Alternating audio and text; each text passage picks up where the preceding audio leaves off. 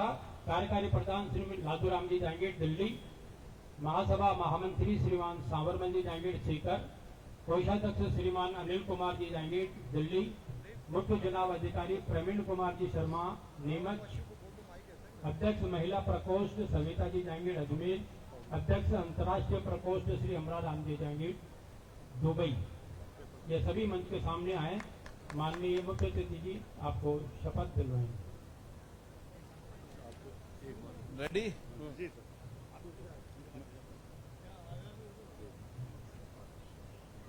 तैयारी? जी सर।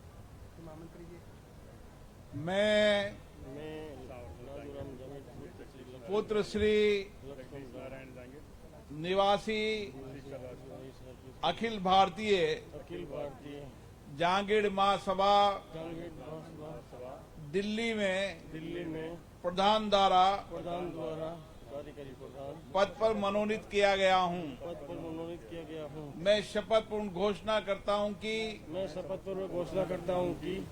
पद का कार्य पूर्ण निष्ठा लगन एवं परिश्रम से करूँगा तथा महासभा के संविधान का पालन करते हुए कार्यकारिणी में होने वाले निर्णय अनुसार समाज हित में कार्य करूँगा और ऐसा कोई कार्य नहीं करूँगा जिससे महासभा एवं समाज में अहित होता हो। आप सबको बहुत बहुत शुभकामना, बधाई।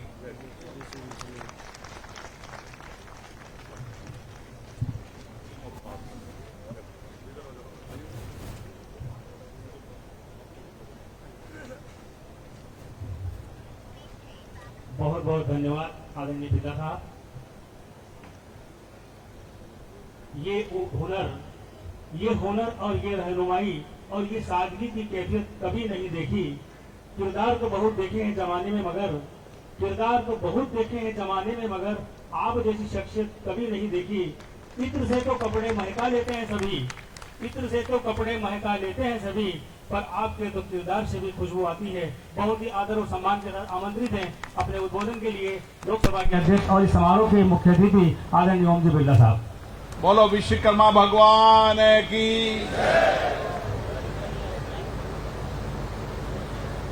अखिल भारतीय जहांगीर ब्राह्मण महासभा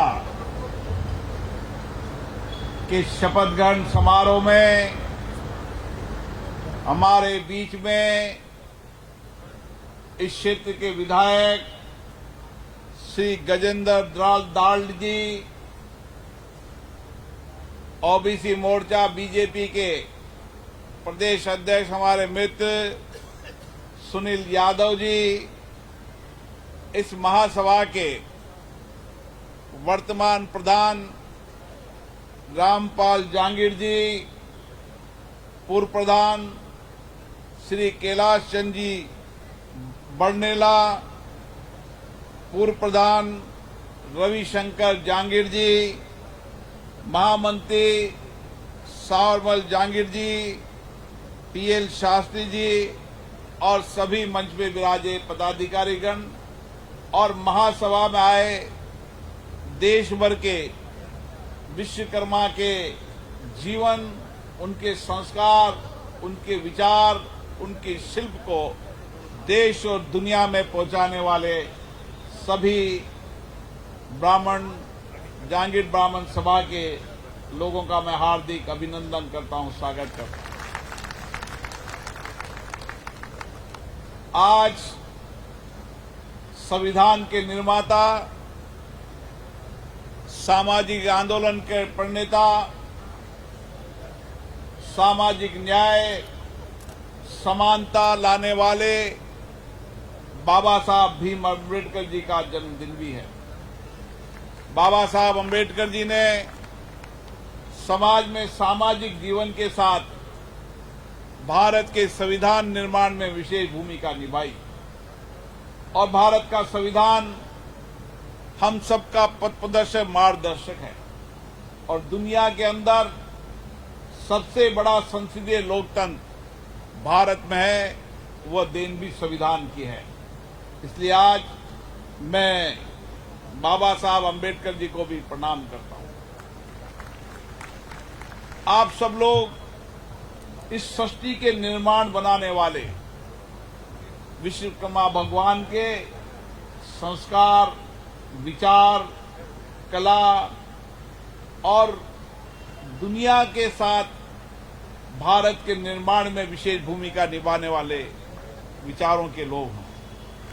मेरा आप लोगों से बड़ा निकट का संबंध है। जब कोटा बूंदी के लोग मेरे पास आए, जिद करने लगे कि आपको कार्यक्रम में आना ही है, मेरा कार्यक्रम ऑलरेडी डिसाइड था, तो भी मैं आपके आग्रह को नहीं टाल पाया, क्योंकि मेरा और आपका निकट का संबंध भी है और गहरा संबंध भी है। मेरा पूर्व में भी जयपुर के पास बरोड में आपके अखिल भारतीय सम्मेलन में आना हुआ था, और जब भी मुझे मौका मिल जाता है मेरी कोशिश रहती है मैं आप लोगों के बीच में आऊं, क्योंकि आप वो काम करते हैं जो भारत के विचार, भारत की संस्कृति, भारत की कला, कौशलता और भारत के निर्माण में विशेष भूमिका निभाने वाले लोग हैं।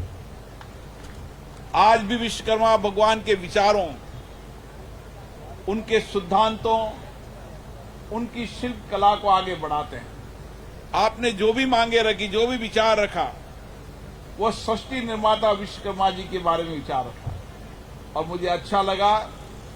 मेरी कोशिश रहेगी जो विचार आपने रखे विश्वकर्मा भगवान के लोगों को, ऐसे तो विश्वकर्मा भगवान किसी को बताने की आवश्यकता नहीं, सृष्टि के निर्माता, हम सबके निर्माता भगवान विश्वकर्मा जी हैं, लेकिन आने वाली पीढ़ी विश्वकर्मा भगवान के विचार, उनकी कला, कौशल, निर्माण में उनकी भूमिका, उसके बारे में देश की आने वाली पीढ़ी जाने।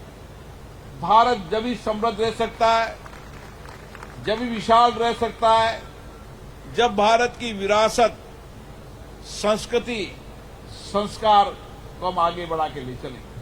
और यही कारण है कि भारत की विरासत, भारत का इतिहास, भारत की संस्कृति, भारत के आध्यात्मिक को दुनिया में कोई समाप्त भारत में नहीं कर पाया।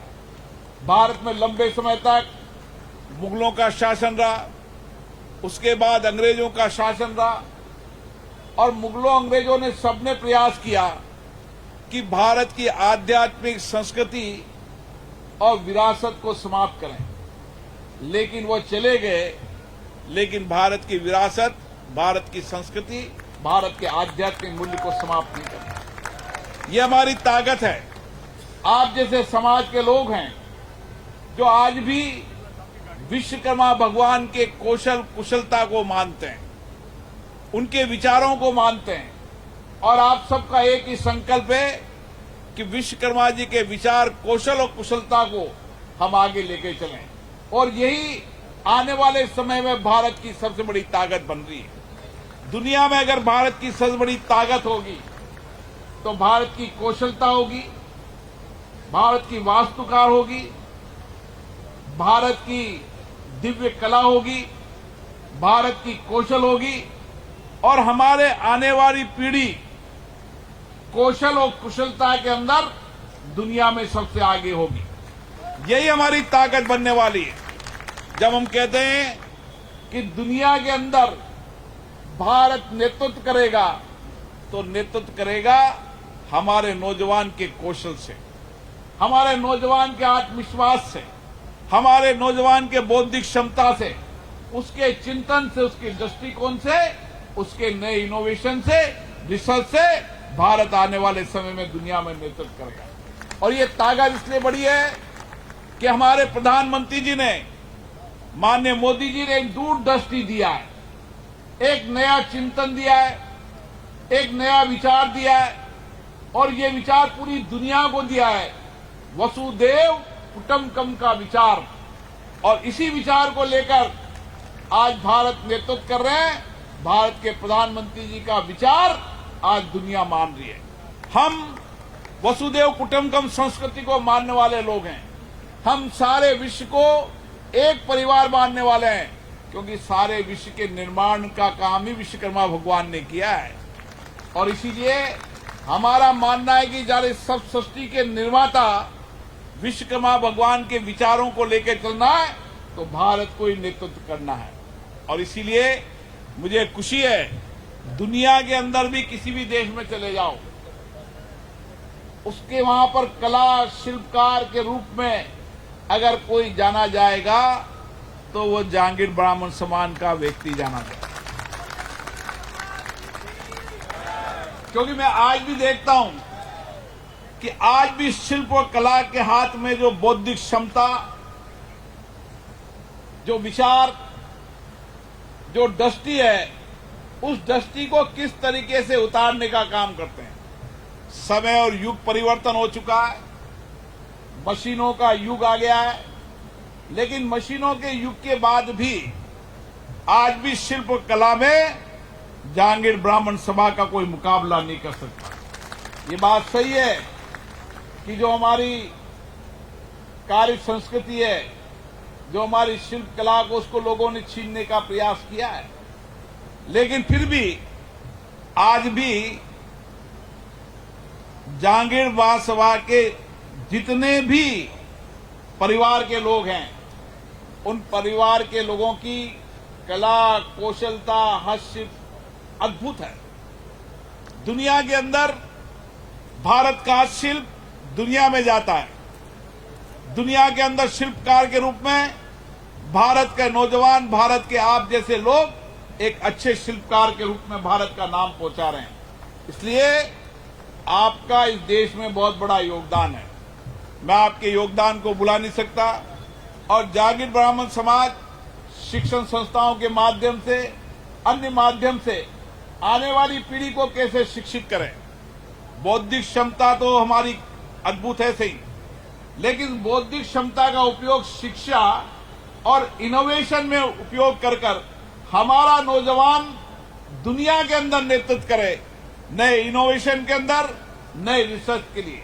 इसलिए समाज को मंथन करना पड़ेगा, समाज को अधिवेशन में चर्चा करनी पड़ेगी, संवाद करना पड़ेगा कि किस तरीके से आने वाली पीढ़ी को हम अच्छी शिक्षा, संस्कार के साथ कौशल कुशलता का विचार दें, ताकि हमारी आने वाला नौजवान देश और दुनिया में नेतृत्व करे।